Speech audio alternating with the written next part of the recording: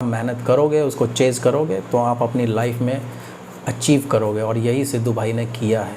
सबके ताने सुनते हुए चलते रहे और आज वो ऐसे एक हाथी बन गए हैं म्यूज़िक इंडस्ट्री के कि जो जब चलते हैं तो सारे, लेकिन उन्हें कोई फ़र्क नहीं पड़ता।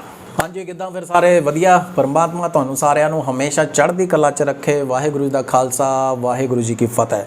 सो welcome back to my channel बल्ले बल्ले, और मैं हूं आपका वन एंड ओनली दोस्त एंड होस्ट नवनीत सिंह। तो आप सभी को मेरा नमस्कार, सत श्री अकाल, अस्सलाम वालेकुम, हेलो। ये जो लेजेंडरी कलाकार है, इसकी यही खासियत है कि जब कोई इससे पंगे लेता है तो ये शेर की तरह है कि 2 कदम पीछे जाता है और ऐसी छलांग मारता है कि अच्छे अच्छे कलाकारों को कलाकारी भुला देता है। तो yes, I am talking about none other than industry का, नॉट पंजाबी म्यूज़िक इंडस्ट्री का, वर्ल्ड वाइड म्यूज़िक इंडस्ट्री का एक उस्ताद सिद्धू मूसेवाला, जो अपने आप में ट्रेंड सेटर है, जिसके गाने जब रिलीज़ होते हैं तो ट्रेंडिंग पे ही चलते हैं, चाहे वो एप्पल म्यूज़िक हो, चाहे यूट्यूब हो, चाहे बाकी के जितने भी म्यूज़िक चार्ट्स हैं। और अपने लेवल से, जो ग्रास रूट से, जैसे मूसा पिंड से उठ के जिस तरीके का इस व्यक्ति ने मुकाम हासिल किया है, वो माइंड ब्लोइंग है। ख़ास तौर से जो स्ट्रगलर्स हैं, अगर वो सिद्धू की कहानी सुने तो उनके अंदर एक ऐसा जज्बा जागेगा, उन्हें लगेगा कि यार आइडियल ऐसा ही होना चाहिए। सो आज हम बात कर रहे हैं कि Sidhu versus not any particular, चाहे वो कोई भी कलाकार हो, बब्बू मान हो या फिर करण औजला हो या सिप्पी हो या जो भी है, वो तो गिनती में ही नहीं है। तो बब्बू मान या जितने भी मैंने नाम लिए, तो Sidhu versus entire music industry है ना। अब इसके पीछे क्या जस्टिफिकेशन है कि ऐसा क्यों है, तो मैं कुछ 4-5 चीज़ें आपको बताना चाहूँगा। और ऐसा नहीं कि मैं सिद्धू का फ़ैन हूँ इसलिए, आप फैक्ट्स मैं आपको बताऊँगा, जिसको समझने या सुनने के बाद आपको लगेगा नहीं, बंदे में दम है। तो सबसे पहली बात जो सिद्धू की मैं अप्रिशिएट करता हूँ कि सिद्धू जो है असूलों वाला सिंगर है। टाइम के साथ वो बदलता नहीं है, बल्कि टाइम जो है उसके लिए बदलता है। कैसे कि बाकी जितने भी सिंगर्स का मैंने नाम लिया, जो आज सत्संग की भाषा बोलते हैं कि हमने हमारे गाने ऐसे गाए थे, चक दांगे, वड दांगे, ये मार दांगे, ये हमने कभी नहीं किया। तो उन्हीं सारे सिंगर्स ने अपने टाइम में बहुत सारे हथियारों वाले गाने गाए हैं, और उस हथियारों के साथ साथ उन्होंने वल्गैरिटी वाले गाने भी गाए हैं। ठीक है ना।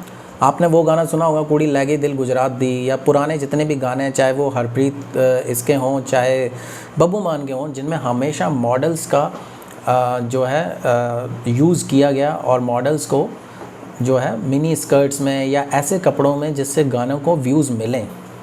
किसी का भी नाम ले लीजिए आप, सारे सिंगर्स का, एक्सेप्ट जो लेजेंडरी सिंगर हैं, जैसे गुरदास मान साहब हैं, उनका एक अपना है, सतिंदर सरताज साहब, ग्रैंड सल्यूट है ना, अमृत मान साहब, उनका भी अपना एक है, ऑरा है, और वो उनके अपने असूल हैं। ऐसे ही सिद्धू उस्ताद, जो कि एक स्ट्रगलर था। स्ट्रगलर क्या करता है, स्ट्रगलर ये सोचता है कि भैया अभी तो जो टाइम चल रहा है उसके हिसाब से गाना बनाता हूँ, और चाहे कुछ भी, चाहे जो भी घटिया गाना हो या जो भी आप जानते हैं, बादशाह या हनी सिंह को भी ले लीजिए कि उनकी इंडस्ट्री में कितने घटिया गाना, जो उन्होंने वल्गैरिटी वाला गाना गाया था, उससे एंट्री हुई थी, या उसके बाद भी बहुत अरसे तक, अभी तक वो इसी तरह के गाने गाते हैं। बट सिद्धू उस्ताद ने अपना कभी भी प्रोटोकॉल नहीं तोड़ा, अपने असूल नहीं तोड़े। उन्होंने वैसे ही गाने गाए जो उनके दिल से निकलते थे, और वो गाने जो हैं, आप सुनो एक बारी उनकी वर्डिंग तो आपको पता चलेगा किस नेक्स्ट लेवल के गाने हैं। और इसीलिए वो गाने जो हैं राइवलरी सिंगर्स के दिलों में चुभते हैं।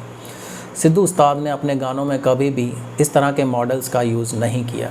दूसरी बात, सिद्धू भाई ने अपने खेती करते हुए अपने गांव में अपनी माता को सरपंच बनाकर, और वहीं पे गाने जो हैं, कभी आपने देखा किसी एक सिंगर की वजह से कोई ब्रांड फेमस हुआ हो? सिद्धू की वजह से 501, जी हाँ, HMT ट्रैक्टर वापस से कितना ज़्यादा फेमस हो गया, बल्कि उनका रिकॉर्डिंग कंपनी का नाम भी 501 है। उसके अलावा आपको दूसरा, तीसरा, चौथा फैक्ट बताता हूँ कि Drake, one of the well known celebrity, not at national, internationally, Drake भाई जो हैं सिद्धू को फॉलो करते हैं। कैसे आप इग्नोर कर सकते हो? वो बब्बू मान को या इन सब को तो फॉलो नहीं करते हैं। ठीक है। सिद्धू के बहुत सारे ऐसे गाने हैं, चाहे वो बीफ ले लो, बम्बीहा बोलो, which have already crossed 150 million, 250 million. ठीक है, उसको छोड़ दीजिए। सिद्धू के जो गाने रिलीज़ होते हैं तो सारे रिकॉर्ड तोड़ते हैं। पहली बार सिद्धू ने कभी किसी सिंगर ने, या इतना किसी सिंगर में अगर ये कॉन्फिडेंस होता कि 5 मिलियन कमेंट्स कर दीजिए तब मैं अपना टीज़र रिलीज़ करूँगा, ये कॉन्फिडेंस तभी आता है जब सिंगर को पता रहता है कि उसके फैंस इतने ज़बरदस्त हैं कि वो फैमिली की तरह है, कि सिद्धू ने कोई टास्क दिया और फैंस ने यूँ कंप्लीट किया। और दूसरे सिंगर्स इस तरह का टास्क इसलिए नहीं रखते, उन्हें पता है कि हम ऐसे बोलेंगे 5 मिलियन, पता चला 500 कमेंट भी नहीं आए, है ना।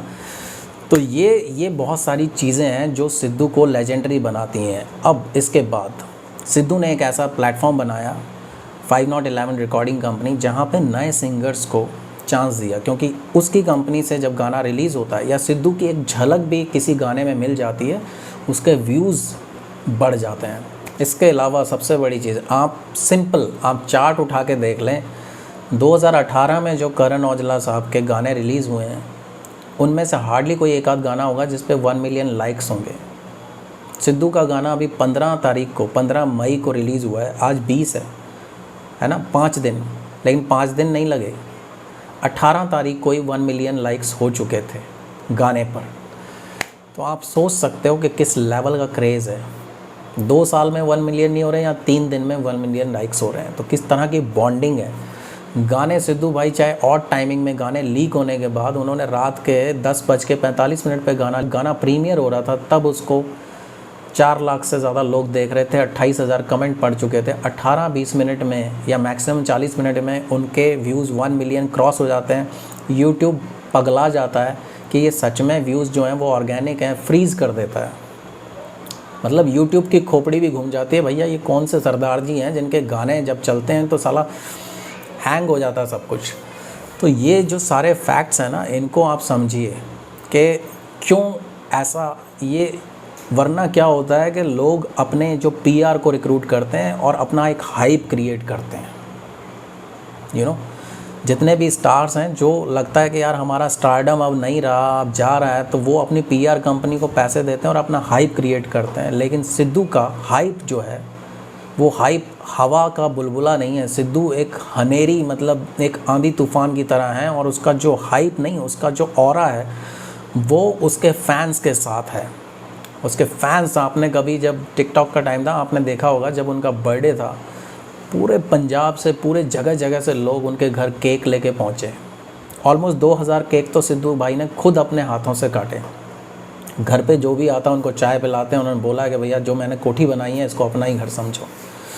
तो ये सारी चीज़ें हैं, और जो उनकी पेरेंट्स के साथ बॉन्डिंग है। दूसरी बात, जितने भी ये सो कॉल्ड बड़े बड़े सिंगर हैं, जब ये थोड़े बहुत भी ढंग के 1-2 गाने चले तो जाके चंडीगढ़ में, मोहाली में, या फिर जो है कनाडा में बस गए, है ना। वापस कोई गांव आके कभी हल तो चलाते हुए आपने किसी को देखा? ट्रैक्टर जोतते हुए किसी को देखा? खेतों में बैठ के खाना खाते हुए किसी को देखा? अपनी मॉम को सरपंच बनाते हुए किसी को देखा? सिद्धू भाई को देख लो। तो ये फैक्ट्स हैं। अगर आप इनसे एग्री करते हो तो भैया मान लो कि he is a brand, he is a legend. Sidhu भाई को बैक स्टेज खड़ा कर देते थे और फ्रंट में आने नहीं देते थे, या उन्हें वेट करना पड़ता था, और या फिर उनसे कहते थे भैया तुम्हारा हो गया। लेकिन आज सिद्धू भाई जहाँ खड़े हो जाते हैं वहीं से लाइन शुरू होती है। सो ये एक आप इतने से टाइम में ऐसी जर्नी जब आप कर लेते हो सक्सेसफुली कि आप एक ब्रांड बन जाते हो, तो भैया, और वैसे भी सिद्धू भाई ने अपनी गाड़ी के पीछे लिखवा रखा है जोर जवानी और तन पल्ले, तो क्यों फिर जट सीधा चले, है ना। जो मतलब पता नहीं मुझे एग्जैक्टली, लेकिन सही है। तो भैया जब जोर है और जवानी है और फिर जब शौहरत और ये सब चीज़ें हैं, तो फिर क्यों हम किसी का, और इसका मतलब ये नहीं ईगो, इसका मतलब है कि फिर किसी की बकवास हम क्यों सुने। एंड इसको आप पर्सनल लाइफ में भी अप्लाई करो, क्योंकि आपको चारों तरफ लोग ऐसे ही मिलेंगे, अरे तुम किसी लायक नहीं हो, या तुम्हें कुछ नहीं, तुम लाइफ में कुछ नहीं कर सकते। मत सुनो, अपने पैशन को दिल से, उसके लिए मेहनत करो। सच में अगर आप मेहनत करोगे, उसको चेज़ करोगे, तो आप अपनी लाइफ में अचीव करोगे। और यही सिद्धू भाई ने किया है। सबके ताने सुनते हुए चलते रहे, और आज वो ऐसे एक हाथी बन गए हैं म्यूज़िक इंडस्ट्री के, कि जो जब चलते हैं तो सारे, लेकिन उन्हें कोई फ़र्क नहीं पड़ता। So that's it from my side. And अगर आपको लगता है दैट आपके विचार मुझसे नहीं मिलते हैं तो प्लीज़ कमेंट सेक्शन बताना। बाकी कोई राइवलरी या किसी तरह का जेलसी मत रखना, सभी को प्यार है, सत्कार है, बट जो फैक्ट है वही मैंने आपके सामने रखा है। So lots of love, love you all, stay safe.